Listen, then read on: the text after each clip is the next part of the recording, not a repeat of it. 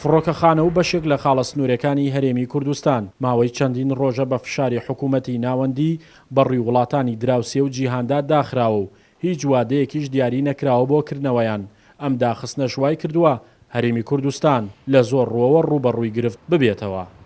داخستنی خاڵە سنووریەکان و فڕۆکەخانە بەڕاستیمە کاریگەری ڕاستەخۆی لەسەر ژیانی گوزەرانی خەڵکی هەیە، هەم لە ڕووی بژێوی ژیانی خەڵکیوە کە کاریگەری ئابووری ڕاستەخۆی لەسەر کۆی تەواوی ژیانی خەڵکی هەیەەوە، لە ڕووی ژیانی کۆمەڵایەتیوە کاریگەری هەیەەوە.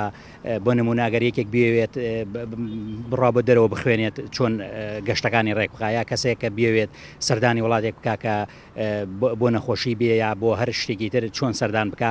بەڕای شارەزایانی بواری ئابووری و خەڵکانی پەیوەندیدار بە دۆسەی گەشتیاران، داخستنی فڕۆکەخانە و خاڵە سنوورەکان ئەگەر بەردەوام بێت ئەوە ئابووری هەرێمی کوردستان دووچاری قەیرانێکی گەورە دەبێتەوە و ڕێژەی بێکاریش سەرهەڵەدا. ئەمە جیالەوەی ڕێژەی گەشتیاران کە ساڵانە لە جەژن و بۆنەکاندا دەهاتنە هەرێمی کوردستان دابەزینی ئێجگار گەورە بەخۆ دەبینێت. خۆی بە دڵنیایەوە ئێستا داخستنی ئەو دەواازانەوەکو ئەوەتانە چۆن ئەڵێ حسارێک خراوەتە سەری کوردستان با بڵێن، خۆ هەموو وڵاتانە کە تووشی ئەو گیرروگفتە دیان ڕێژەی گەشتیار کەمەکە، داهاتی ئابووری و ئەو وڵاتانە کەمەکە. خۆتان ئاگدار نەگەر ئەو سنوورانە نەکرێنەوە لە ماوەیەکی زووە و ئاسایی نەبێتەوە، بە دڵنیاییەوە ئێمە تەوەقعەکەین کە زۆر زۆر دابەزی ڕێژەی گەشتیار.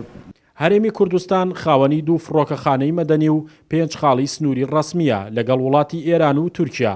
ئەمانەش ساڵانێکە بوونەتە سەرچاوەیەکی بەهێز بۆ داهات و پێشخستنی کەرتی ئابووری و بازرگانی. ئەمە جیا لە سوودەکانی کاری دیبلۆماسی و کرانەوەی هەرێمی کوردستان بەڕووی وڵاتانی جیهان. شاخەوان محەممەد، کورسات نیوز، کەلار.